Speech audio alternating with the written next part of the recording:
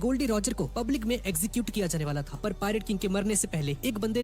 तो कहानी की शुरुआत आज से बहुत साल पहले से होती है, जब king of pirates Gol D Roger को पब्लिक में एग्जीक्यूट किया जाने वाला था। पर पायरेट किंग के मरने से पहले एक बंदे ने इनसे सवाल पूछा, हे king of pirates Gol D Roger, तुम्हारा सबसे कीमती खजाना कहाँ छुपा रखा है तुमने? गोल्डी रॉजर ने अपनी पूरी जिंदगी का खजाना एक जगह पर छुपा दिया है और उसका नाम है वन पीस। और जो भी इस खजाने को लेगा वो सभी पायरेट्स का किंग कहला जाएगा। और उस दिन के बाद से पूरी दुनिया भर के पायरेट्स इस खजाने को ढूंढने के लिए एक समुद्री यात्रा पर निकल चुके हैं। तो कहानी की शुरुआत में हम दो बंदों को देखते हैं जो कि समुद्र के अंदर एक बैरल को देखते हैं। ये दोनों उस बैरल को बाहर निकालते हैं, पर तभी इनमें से एक वर्कर देखता है कि एक एनिमी पायरेट शिप इनकी पैसेंजर शिप पर हमला कर देती है। सभी लोग डर के मारे इधर उधर भागने लगते हैं और तभी हम पायरेट शिप की कैप्टन को देखते हैं और इमोटी कोबी नाम के एक लड़के से पूछती है, हाँ तो लड़के, इस समुद्र में सबसे खूबसूरत लड़की कौन है? बता बता, आप ही हैं सबसे खूबसूरत। ही। और तभी एक बहुत बड़ी कैनन बॉल फायर होती है और सीधा उस पैसेंजर शिप के ऊपर जाकर लगती है और वो जो बैरल वो घूमते हुए बेसमेंट के अंदर चला जाता है। सभी पायरेट्स पैसेंजर शिप पर आ जाते हैं, पर कोबी वहाँ पर कूदने में डर रहा होता है और तभी लेडी एल्विडो उसे जबरदस्ती धक्का मार के पैसेंजर शिप के अंदर भेज देती है। सभी पायरेट्स सभी के सभी पैसेंजर्स को एक जगह पर आकर घेर लेते हैं और ये सारा कुछ ऑरेंज बालों वाली लड़की सुन रही होती है और तभी ये अपने कपड़े बदल लेती है और रस्सी से झूलते हुए पायरेट्स की शिप के अंदर चली जाती है। ओ लड़की, तू कौन है? तुझे शिप में मैंने पहले तो कभी नहीं देखा। और तभी ये लड़की इसके मेन पॉइंट पर एक लात मार देती है और इसे बेहोश कर देती है। इस तरफ कोबी डरते डरते एक कमरे के अंदर आता है और उसी बैरल को देखता है और उसे धकेलते हुए लेडी एल्बिडो के पास लेकर जाने लगता है। पर तभी इसके साथी पायरेट्स यहाँ पर आ जाते हैं। ओए, इसे यहीं पर रख दे, हमें बहुत प्यास लग रही है। हट जा यहाँ से, भाग। कोबी डर जाता है और पीछे हट जाता है। एक मिनट रुको, मैं इसे अपने तरीके से खोलता हूँ। और इस बैरल के ऊपर एक पंच मारने लगता है और जैसे ही इसे तोड़ने वाला होता है तभी उस बैरल को तोड़कर कोई बाहर निकलता है और उसके पंच से ये पायरेट बेहोश हो जाता है।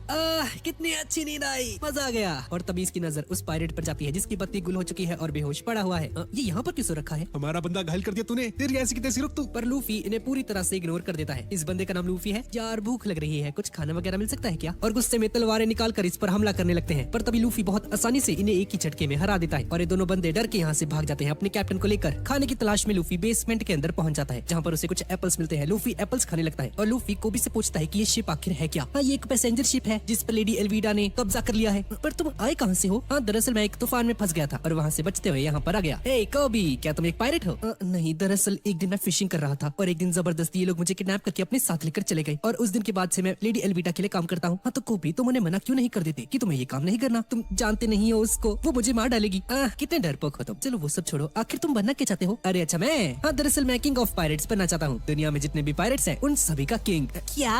अबे तू पागल वागल है क्या? इसके लिए तो तुझे वन पीस खजाना ढूंढना पड़ेगा। तुम जानते भी हो कितना मुश्किल है वो। पागल वागल हो क्या? और तभी अचानक से यहाँ पर एक धमाका हो जाता है। तभी एल्विडा भी यहाँ पर आ जाती है और हमेशा की तरह कोबी से पूछती है, हाँ तो सबसे खूबसूरत लड़की कौन है इस दुनिया में? हाँ लेडी एल्विडा, आप ही तो। ओए कोबी, इस मोटी औरत के बारे में ही बात कर रहा था ना तू? ये सुनकर सभी पायरेट्स का मुंह खुला का खुला रह जाता है कि अब इस लूफी का क्या होगा। लेडी एल्विडा की इतनी बेइज्जती आज तक किसी ने नहीं की थी। तभी लूफी हवा में एक जंप लगाता है और एक पायरेट की मुक्का मार देता है और कोबी को अपने साथ ऊपर लेकर आ जाता है। लूफी अकेला है और सामने पायरेट्स की भरमार है। सभी पायरेट्स लूफी पर हमला कर देते हैं और लूफी भागने लगता है, पर लूफी उन सभी को हरा देता है अपने रबर जैसी बॉडी का यूज करके। तुम इंसान भी हो क्या? अरे दोस्त, मैं रबर का बना हूँ, ये देखो मेरा शरीर बहुत लचीला है। ओए लड़के, क्या तूने डेविल फ्रूट खाया है? सच बताइयो। द गम गम फ्रूट, मैंने उसे खाया था। और इस तरफ हम देखते हैं कि वो ऑरेंज बालों वाली लड़की पायरेट्स का सारा खजाना चुरा कर यहाँ से भागने की कोशिश कर रही होती है। कोबी समझ जाता है कि यही वक्त है हिम्मत दिखाने का। ए मोटी, तेरे जैसी बदसूरत औरत मैंने आज तक नहीं देखी। तू मोटी है, मोटी एक नंबर की। और गुस्से में आकर लेडी एल्विडा कोबी पर हमला करने लगती है, पर तभी लूफी बीच में आकर उसे बचा लेता है और लूफी लेडी एल्विडा को हरा देता है। लूफी नीचे बोट लेकर कूद जाता है और नीचे ये ऑरेंज बालों वाली लड़की भी यहाँ से भागने की कोशिश कर रही होती है और इसके बाद लूफी और कोबी अपने सफर पर निकल पड़ते हैं। लूफी कोबी से पूछता है, हंटर को जानते हो क्या? क्या तुम जोरो की बात कर रहे हो ना? हाँ उसी की। तुम जानते नहीं वो कितना खतरनाक है। अरे मैं जानता हूँ यार, मैं सोच रहा हूँ उसे अपनी टीम में ले लूं। अब इसके बाद ये दोनों नेवी बेस्ड सिटी में चले जाते हैं जहाँ पर जोरो को रखा गया है। क्या तुम सच में जोरो को अपनी टीम में शामिल करने वाले हो? अरे हाँ यार, क्यों नहीं। पागल मत बनो, वो दुनिया का सबसे खतरनाक तलवारबाज है। लोग उसे पायरेट हंटर के नाम से जाना करते हैं। वो इंसान के रूप में एक शैतान है। लूफी एक स्ट्रेंजर से पूछता है कि जोरो को कहाँ पर रखा गया है। ये सुनकर सभी लोग डर जाते हैं और लूफी से दूर भागने लगते हैं और इसके बाद ये दोनों उसी जगह पर पहुंच जाते हैं जहाँ पर जोरो को बंदी बनाकर रखा हुआ है और दोनों अपने सामने जोरो को देखते हैं जिसे एक लकड़ी से बांध रखा है। क्या इसके हाथ पैर हम खोल दें? अबे ओ पागल, वो खोलते ही तुझे जान से मार देगा। जोरो उन दोनों को देख रहा होता है और बोलता है, तुम दोनों यहाँ से चले जाओ। और तभी एक छोटी सी बच्ची दीवार को कूदकर जोरो के पास भागती चली जाती है और उसे खाने के लिए 2 राइस बॉल्स देती है। ए लड़की, चली जा यहाँ से, मुझे भूख भूख नहीं है, तुझे लात मार दूंगा मैं, चली जा यहाँ से। और तभी 3 लोग यहाँ पर आ जाते हैं। एक राइस बॉल, हाँ। और उसे अपने पैरों से कुचल देता है। क्रिमिनल्स को खाना खिलाना एक जुर्म है और तुम्हें जान से मार दिया जाएगा। लड़की, तुम जानती नहीं हो मेरा बाप कौन है। कैप्टन मॉर्गन का बेटा हूँ मैं। हे, तुम दोनों सुनो मेरी बात, इस बच्चे को यहाँ से दूर फेंक दो। पर सर, ये तो एक छोटी सी बच्ची है। मानता है या नहीं मानता मेरी बात को? और ये मोटा बंदा उस बच्ची को फेंकने ही वाला होता है, पर तभी लूफी उससे बचा लेता है और ये तीनों यहाँ से जाने लगते हैं। और जाते जाते जोरो बोलता है, 10 दिन बचे हैं ना मेरे पास, तुम देखना मैं तुम्हारा क्या हासिल करता हूँ। और तभी लूफी जोरो के सामने पहुंच जाता है। क्या वो राइस बॉल तुम मुझे दे सकते हो प्लीज? अरे यार, ये राइस बॉल तो पूरी तरह से खराब हो चुका है। जितना बोला है उतना करो। और जोरो उस राइस बॉल को खा लेता है। खाने के लिए शुक्रिया तुम्हारा। ये देखकर लूफी समझ जाता है कि जोरो दिल का बुरा नहीं है। लूफी यहाँ से चला जाता है और उस लड़की को बताता है कि उसका राइस बॉल जोरो ने खा लिया है। और इसके बाद एक छोटी सी बच्ची बताती है, भी कुछ दिन पहले ही कैप्टन मॉर्गन का बेटा गुंडागर्दी करने के लिए उनके होटल में पहुंच गया था। जोरो भी वहीं पर मौजूद था। ये देखकर जोरो को गुस्सा आ जाता है। ए, तुम लोग और उनके पेट्स को परेशान कर रहे हो, सुधर जाओ। तुम जानते नहीं मेरा बाप कौन है। कैप्टन मॉर्गन का बेटा हूँ मैं, वो तुम्हें जान से मार देगा। और ये सब कुछ जोरो ने इस लड़की और उसकी मॉम डैड की और उसकी पेट की जान बचाने के लिए किया था। और इस तरफ हम जोरो को देखते हैं जो कि बहुत ज्यादा परेशान है और अपने पास्ट को याद कर रहा होता है, जहाँ पर जोरो है और एक नीले बालों वाली लड़की दोनों तलवारबाजी कर रहे होते हैं। और हमेशा की तरह ये नीले बालों वाली लड़की उसे हरा देती है। हाँ, तुम्हें और ताकतवर बनने की जरूरत है अभी। ये सब याद करके जोरो दुखी हो जाता है और बोलता है, नहीं, मैं यहाँ पर नहीं मर सकता। दरअसल मैंने डिसाइड कर लिया है कि तुम मेरे क्रू में भर्ती होने वाले हो। तुम कौन हो तो डिसाइड करने वाले? मुझे याद है तुम तो तलवार से लड़ते हो ना। अगर मैं तुम्हारी तलवार तुम्हें वापस कर दूं तो क्या तुम मेरी टीम को ज्वाइन करोगे? नहीं करता, जा। अरे रुक जा, मैं अभी तेरी तलवार लेकर आता हूँ। तुम गलत डायरेक्शन में जा रहे हो। और तभी लूफी अपने हाथों को लंबा कर और दूसरी डायरेक्शन में जाने लगता है। ये देखकर जोरो हैरान रह जाता है। ये लड़का है कौन? ये इंसान है या क्या है? और इस तरफ हम कैप्टन मॉर्गन को देखते हैं और यहाँ पर एक स्टैचू को रस्सियों की हेल्प से उठाया जा रहा होता है। और तभी मॉर्गन का बेटा चिल्लाते हुए यहाँ पर आता है, पापा, एक बंदे ने मुझ पर हाथ उठाया। तो पिटने लायक ही है। मैं उम्मीद करता हूँ तूने उस छोटी बच्ची को मार दिया होगा, है ना? नहीं पापा जी, वो तो एक छोटी सी बच्ची थी ना, मैं उसे कैसे मार सकता था? कैप्टन मॉर्गन अपने सैनिकों को आदेश देता है, जल्दी जाओ टाउन में और उस छोटी सी बच्ची को मार गिराओ। और इस तरफ हम लूफी को देखते हैं जो कि जोरो की तलवार को ढूंढते हुए बेस की छत के ऊपर पहुंच जाता है। और लूफी हवा में उड़ते उड़ते कैप्टन मॉर्गन के सामने आ जाता है और उसे देखकर सभी लोग हैरान रह जाते हैं। अबे ये हवा में उड़ते हुए कैसे आ रहा है? ये क्या है? और लूफी की वजह से उस स्टैचू का एक हिस्सा पूरी तरह से टूट जाता है। सॉरी पाजी, गलती से हो गया। ये सब देखकर कैप्टन मॉर्गन बहुत ज्यादा गुस्सा हो जाता है। इसे पकड़ो,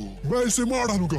और तभी लूफी कैप्टन मॉर्गन के बेटे के सामने आता है। ओए जल्दी मेरे साथ चल और जोरो की तलवार दे मुझे। और उसे लेकर यहाँ से भाग जाता है। और इस तरफ वो भी जोरो को खोल रहा होता है। और जैसे ही जोरो की रस्सी खुलने वाली होती है तब यहाँ पर बहुत सारे सैनिक आ जाते हैं और उन पर बंदूक तान देते हैं। और इस तरफ लूफी कैप्टन मॉर्गन के बेटे को मारते मारते उसके कमरे में लेकर जाता है और उससे पूछता है कि जोरो की तलवार इनमें से कौन सी है। और इस तरफ जोरो के पास कैप्टन मॉर्गन भी पहुंच जाता है। नहीं, मैं यहाँ नहीं मर सकता। पायरेट्स गोली चलाने ही वाले होते हैं कि तभी लूफी हवा में से उड़ते हुए यहाँ पर आ जाता है। सभी पायरेट्स लूफी पर गोलियां बरसा देते हैं, पर लूफी रबड़ का बना हुआ है और गोलियों का इस पर कोई भी असर नहीं होता है। और लूफी जोरो को उसकी तीनों तलवारें दे देता है। और मॉर्गन लूफी की उस एबिलिटी को देखकर हैरान रह जाता है। अच्छा, तो ये है डेविल फ्रूट की ताकत, हाँ? दरअसल एक डेविल फ्रूट के अंदर अलग अलग तरह की रहस्यमय शक्तियाँ होती हैं। सुनामी लाने की शक्ति, आग उगलने की शक्ति, शरीर को रबड़ बना देने वाली शक्ति, जो कि लूफी के पास है, जो कि गम गम फ्रूट की वजह से हुआ है। लूफी ने गम गम फ्रूट खा लिया था, इसकी वजह से इसका शरीर एक रबड़ की तरह बन चुका है। लूफी जोरो की रस्सियां खोलने लगता है और तभी ये पायरेट्स इन पर हमला कर देते हैं। अबे ओ जल्दी से खोल दे इसे, मार देगी ये। और जैसे ही जोरो की रस्सी खुलती है तो जोरो एक तलवार को अपने मुंह में रखता है और बाकी 2 तलवारों को अपने हाथों में पकड़ लेता है और सभी पायरेट्स के आगे खड़ा हो जाता है। वाह, ये कितना कूल है। क्या बात है जोरो, कमाल ही कर दी। अगर तुम में से कोई भी हिला तो मारा जाएगा। ये बात सुनकर सभी के सभी लोग रोने लग जाते हैं क्योंकि सभी लोग जानते हैं कि जोरो कितना ज्यादा खतरनाक है। ए लूफी, तुम्हें किंग ऑफ पायरेट्स बनना है ना? तुम्हारे ही तरह मेरा भी एक सपना है, दुनिया का सबसे बेहतरीन तलवारबाज बनना। और तभी लूफी जोरो को नीचे झुकने के लिए कहता है और अपनी टांगों को लंबी कर सभी पायरेट्स पर हमला कर देता है। भाई साहब, ये तुम कैसे कर लेते हो? लगता है मुझे ही कुछ करना पड़ेगा, तुम लोगों के पास की कुछ नहीं। लूफी भागकर मॉर्गन के पास जाता है और उसकी कुल्हाड़ी जैसे हाथ पर हमला कर देता है। तुम मुझे मारने की कोशिश कर रहे हो? क्या तुम जानते हो मैं कौन हूँ? मैं हूँ नेवी का captain x hand Morgan. Morgan अपने हाथ से लूफी पर हमला करता है, पर लूफी हवा में जंप करके उसके अटैक को डॉज कर लेता है और उसे एक लात मारता है और मॉर्गन लुढ़कता हुआ पीछे जाकर गिरता है। ये देखकर कैप्टन मॉर्गन के सभी चेले हैरान रह जाते हैं। ये है कौन? और ये बच्चा हमारे कैप्टन को धो रहा है भाई, कमाल है। और तभी मॉर्गन का बेटा यहाँ पर आ जाता है और कोबी पर गन तान देता है। मेरे पापा को छोड़ दे वरना तेरा दोस्त नहीं बचेगा।